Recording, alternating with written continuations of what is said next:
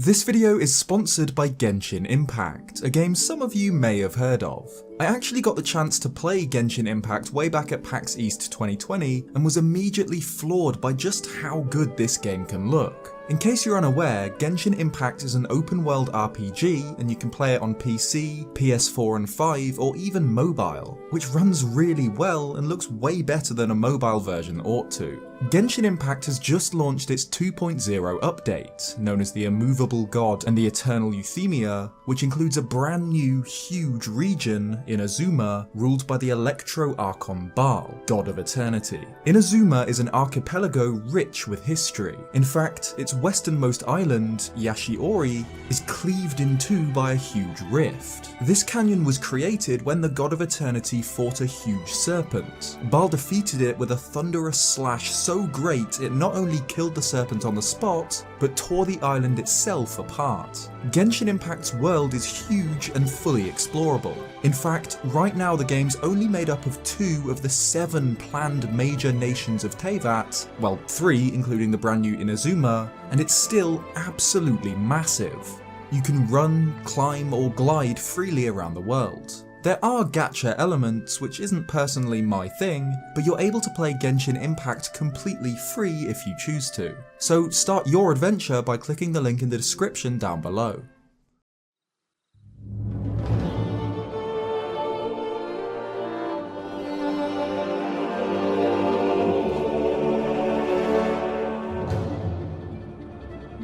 So Skyward Sword HD released last week, and I've just finished my first full playthrough of the game that wasn't just to grab footage for a video in nearly 10 years.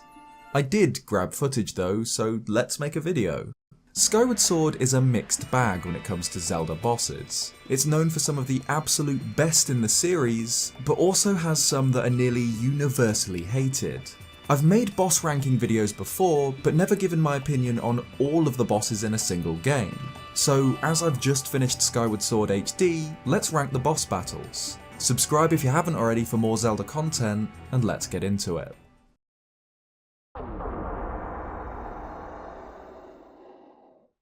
Here's the one most people expected.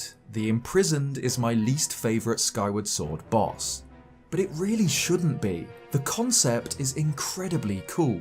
It's the abominable, tormented form of a godlike demon king, bound by an ancient seal, slowly crawling its way out of its pits to bring the world to an end. But the problem with the Imprisoned is that the boss is fought 3 separate times, and the fights all follow the exact same formula. The same setting, the same goal, the same stakes. The individual fights are all so slow too. The Imprisoned waddles along on little stunted legs, and cutting it down is tedious and repetitive. Each time the Imprisoned breaks free, the fight adds new mechanics. In the first round, Link either needs to run ahead and land on the Imprisoned, or stay grounded and cut at its toes, both with the same goal of hammering the sealing spike back into the beast's head. The second round gives the Imprisoned arms, and this time Link isn't alone, he's joined by Groose, with his bomb-launching device, the Groosinator. The boss tries climbing the ledges of the pit, which can be stopped with bombs, but other than that, the boss fight is pretty much the same as the first. The third Imprisoned boss fight gives the big guy the ability to levitate. It'll spawn an admittedly awesome looking halo, and ominously begin to ascend from the pit. This fight is by far the best of the 3. You need to stun the Imprisoned with bombs to land on its head, and midway through the fight, Groose loses access to them, so he instead can fire you at the boss. If the third fight against the Imprisoned was the only fight against the Imprisoned, I'd rank it slightly higher on the list. I mean, you could argue that there should be 3 entries on this list, 1 for each encounter, but while it is 3 boss fights, it's all the same boss. The final fight would obviously rank higher than the second, which would rank higher than the first, as mechanics are progressively added to the recurring boss fight as you progress through the game. So by the time you're on the 3rd encounter, it's genuinely not a bad boss fight. It's still slow, but it has a few fun mechanics. It's just, by the time you get to the 3rd round, you've already had to slog through 2 encounters already. By the 3rd, it doesn't feel like you're facing off against a demon king, it's just a chore.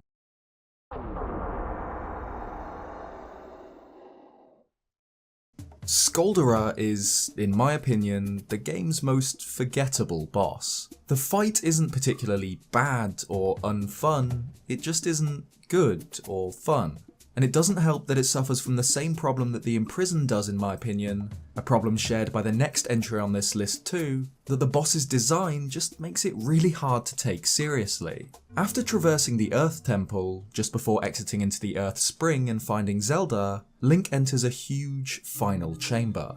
As he steps into the room, a stone ball rolls through a giant skeleton off into the distance. The hero makes his way up a path shaped like the body of a dragon, until he's stopped by Girahim, standing atop the beast's head. The Demon Lord explains that his minions assured him that they had captured Zelda. We even see the chain that bound her in this chamber, but to Girahim's fury, she escaped with the help of Impa. To vent his burning anger, the demon chooses to introduce Link to his friend, a few moments with whom, he assures, will burn the hero to a crisp. The dragon's head opens and the stone ball from earlier rolls to the bottom of the path. It sprouts flaming legs and opens its mouth into a scorching roar, the pyroclastic fiend Skolderer. The fight against Skolderer isn't particularly interesting. The Earth Temple's item is the bomb bag, so blowing the boss up and then feeding it more bombs reveals its weak spot, an eye. Over the course of the fight, Skolderer will lose its rocky armor plating and will try and attack Link by rolling into him or throwing fireballs, but it doesn't put up too much of a fight. Like I said, it's not a bad boss, it's just underwhelming. But at least the fight is relatively quick and it's only fought once.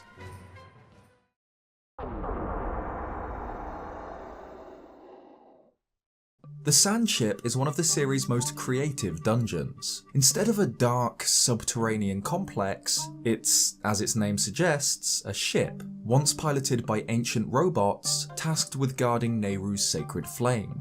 At some point in the distant past, the ship was seized by pirates led by Skirvo, a fearsome mechanical buccaneer who still pilots the Sand Ship in the current age. The dungeon makes heavy use of what is perhaps my favourite mechanic in Skyward Sword, the Timeshift Stones, which, when activated, rewind time for their immediate surroundings. A central timeshift stone embedded into the ship's mast means that the entire dungeon switches between past and present, leading to some really creative puzzles, and it's in this distant era that the dungeon's boss is fought.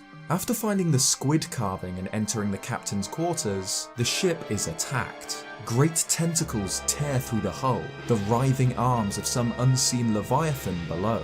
Link desperately runs through the flooding corridors, dodging rolling barrels, until he reaches the deck. Amidst a raging storm, the beast reveals itself. The abyssal leviathan, Tantalus. I've talked before about just how much I hate this boss's design, so I won't dwell on it too much here, but suffice to say, I think this could be the most underwhelming boss reveal in Zelda history. It's one of the best build-ups to a fight in the series, a frantic escape through a ship under attack, but Tantalus itself looks more like a plushie than an eldritch horror from the deep.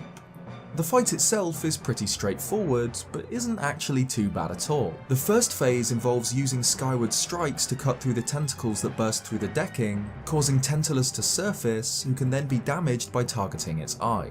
After taking some hits, it'll attack the ship, which knocks down a block and allows access to the upper deck. This begins the second phase, which is much the same as the first. Tantalus will attack with its tentacle hair, but again can be brought down by targeting its eye. I'll admit that I'm biased against Tantalus, as I just feel that it's a letdown after one of the game's best dungeons, but I just can't place it any higher than number 6 on my list.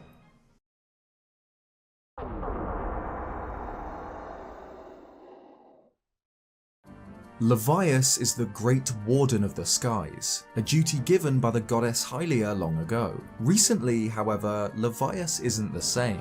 He attacks anyone who gets close, and his eyes are full of malice. Link discovers that this is because he's infected with a demonic parasite, Bilosite.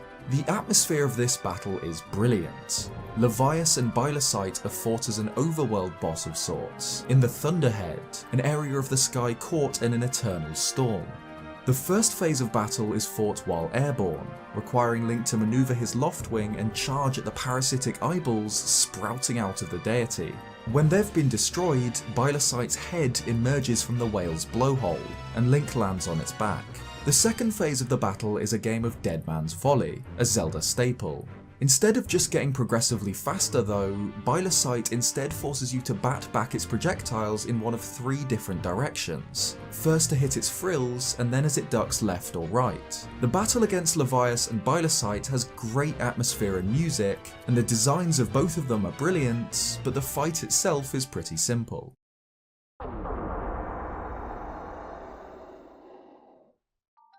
The Lanayru province is by far the most interesting area of Skyward Sword's surface. A barren wasteland, forgotten and empty, Lanayru's ancient ruins bake under the desert sun.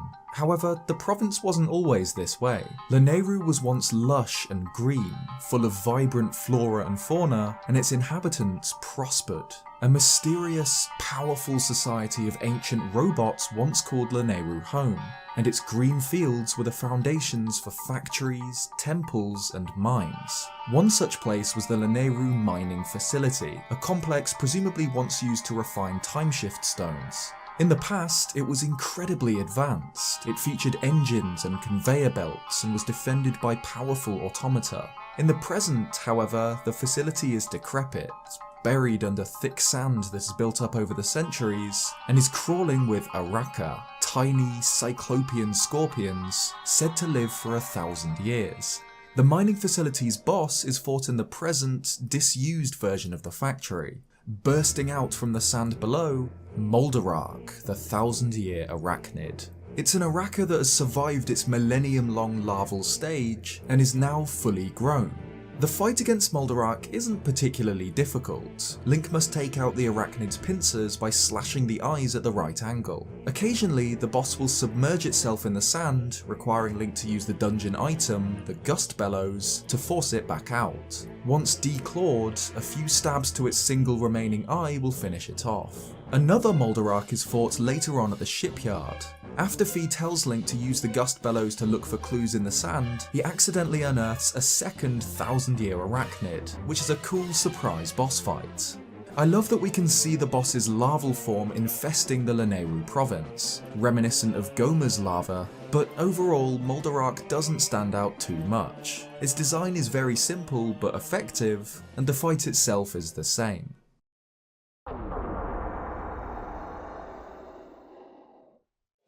The Demon Lord Girahim travels on much the same quest as Link, just one step ahead. He appears at the end of many of the game's dungeons to either set the dungeon's boss on Link or to fight him himself, delivering some of the game's best dialogue as he does so. Every line Girahim has is brilliant. He manages to tread the line perfectly between funny and downright terrifying. Like the Imprisoned, he's fought 3 times throughout the game, once at Skyview Temple, then again in the Fire Sanctuary, and finally just before the showdown with Demise. But unlike the Imprisoned, each Girahim boss battle is quick, challenging, and fun. Girahim fights are duels. They test your skills with sword and shield, and nothing else. Throughout the battles, we see Girahim's transformation from a conceited demon lord into a brutal weapon. The first fight sees the demon lord shed his cloak for battle, fighting in simple white clothes. By the second, his skin has become cracked and marred, and his arms are black and hard as steel. And before the third, Girahim transforms. All pretense of civility gone, his form is smooth, his skin like cold metal, a weapon without mercy. As his appearance changes throughout the fights, so do the fights themselves. The first introduces the idea of fooling Girahim into blocking in one direction and then striking in the other, and during the second phase he'll draw a thin blade to use against you, as well as throw small needle-like projectiles which can be deflected with the sword. The second fight builds on this, giving Girahim 2 blades and adding small red hazards to his defences. The third fight, however, is by far the best. In his new, metallic form, Girahim is fought atop magical platforms, high above the sealed grounds. The Master Sword harmlessly bounces off the demon's armoured skin, but Link's attacks will push him back. eventually knocking him onto a lower platform, allowing for a fatal blow to his chest, a few rounds of which will see both Link and Girahim on solid ground for the final duel. As with the previous fights, Girahim draws a thin black sword, and the battle begins. While he's still largely unaffected by Link's sword, the series of fatal blows have left his chest exposed. By shield bashing the demon's attacks, or reflecting projectiles back towards him, Link can create openings to stab at this weak point, though he recovers quickly. The final phase of the fight sees Girahim conjure a greatsword, swinging it violently at Link as well as using it to defend himself. Link can damage the sword by swinging his own at it. Girahim will repair the blade, but if enough damage is dealt quickly, it will shatter, opening the Demon Lord up for another stab to the chest, enough of which will finally bring the fight to a close. Girahim fights are only about your sword and your shield, nothing more. The reason for this is obvious once the twist at the end is revealed. Girahim is a sword, in the same way that Fi is. He's the spirit of Demise's blade. As he puts it, a weapon without mercy, so it makes sense that his fights are only ever clashes of swords. The Imprisoned stays pretty much the same throughout its 3 encounters, save for it growing arms for the second and the ability to levitate for the third, while Girahim, on the other hand, descends further into madness the more he loses to Link. He loses his identity as the cruel, confident Demon Lord and embraces his role as Demise's weapon.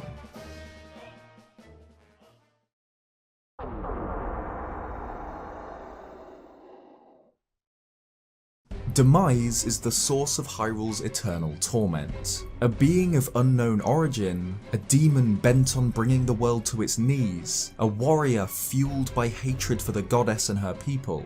It was Demise who had challenged Hylia in the ancient past, tearing through into her peaceful realm from a rift alongside an army of demons, and was narrowly defeated and imprisoned in a battle that gravely wounded the immortal goddess. Even though I'm not a fan of the Imprisoned boss fights, they do serve to show just how powerful the Demon King is. Even while trapped in a monstrous form and sealed by the goddess herself, Demise is still powerful enough to bring the world to an end if allowed to escape the sealed grounds. So when Girahim escapes with Zelda to the distant past and uses her divine soul to resurrect his master, the weight of the showdown against him is overwhelming.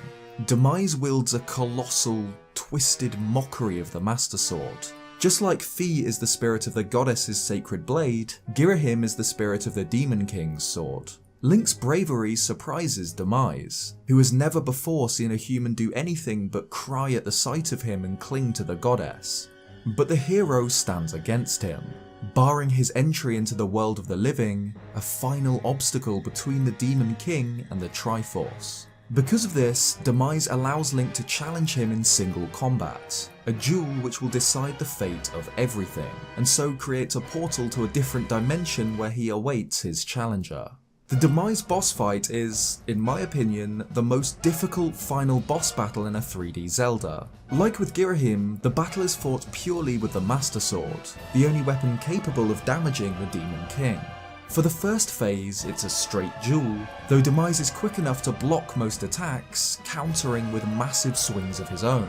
His attacks are slow and easily avoidable however, so dodging or shield bashing his strikes creates openings where Link can deal damage, eventually bringing Demise to his knees. Hitting him enough times will bring on a thunderstorm, rain begins to fall, and lightning crackles in the air as the second phase begins. This phase is far more difficult. Demise will raise his sword to the skies and catch bolts of lightning, electrifying his blade. He can use this lightning either to power up his own swings or to throw skyward strikes towards Link, but most importantly, his blade now damages Link if their swords collide. Even when shield bashing Demise's powerful attacks to create openings, Link needs to be careful not to clash with the demon's blade, or else he'll take a full heart of damage. It's possible to charge skyward strikes with a Master Sword, filling it with lightning in the same way that Demise does, but it's difficult to find the time to do this while avoiding his attacks. After some time, Demise will fall, and the prompt for a fatal blow will appear, though the Demon King narrowly avoids the strike. But when knocked down again, he isn't quick enough. Link leaps into the air, catches a lightning bolt with the Master Sword, and plunges the electrified blade of the goddess deep into the demon's chest. With a final curse, Demise is defeated. His body evaporated, his consciousness sealed within the Master Sword. The fight against Demise is great, it's climactic and challenging, and is one of my favourite boss fights in the series. The reveal that Girahim is simply Demise's sword sets the Demon King up as Link's polar opposite. The darkness to his light, and the battle against him is the perfect end to the game's story.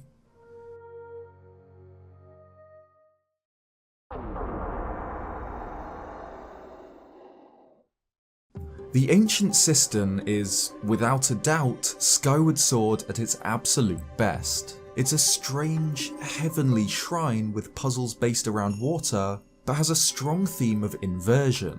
The dungeon item, the whip, will flip over certain objects to reveal their undersides, and the temple's peaceful top level hides a hellish, sinister underground floor. It's my favourite dungeon in the game, and it's one of my favourites in the whole series, topped off with an absolutely incredible boss.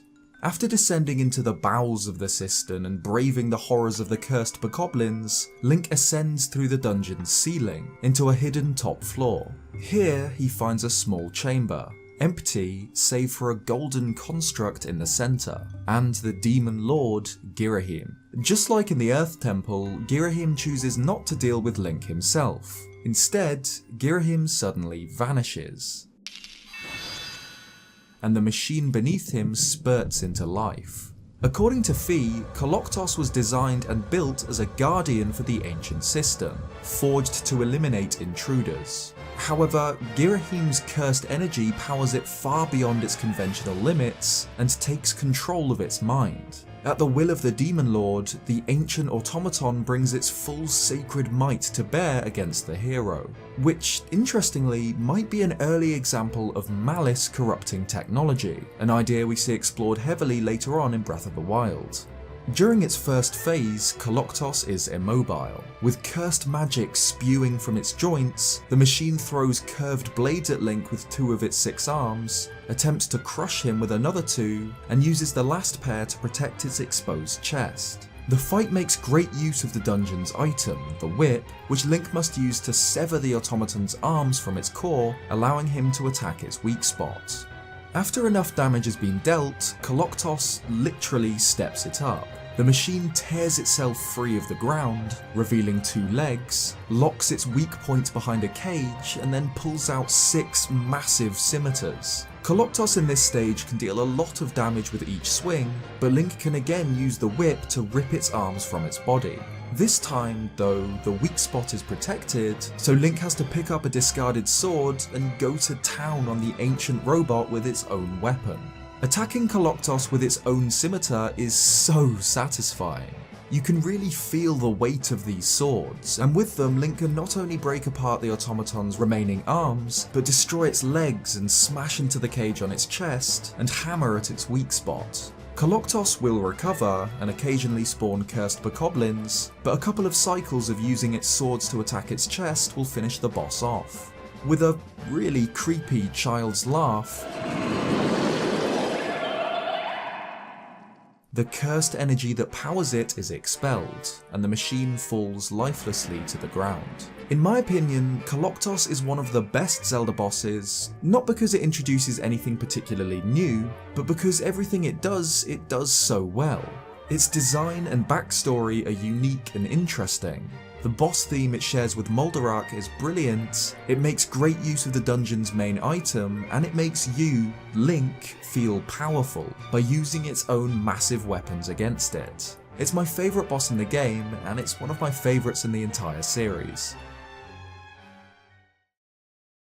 So there's my ranking of Skyward Sword's boss fights. This video is obviously subjective. You might agree with my placements, or you might think completely differently. Let me know what you think of the game's bosses in the comments down below. A huge thank you to Genshin Impact for sponsoring the video. Be sure to check the game out with a link in the description down below. Cheers guys, and I'll see you next time.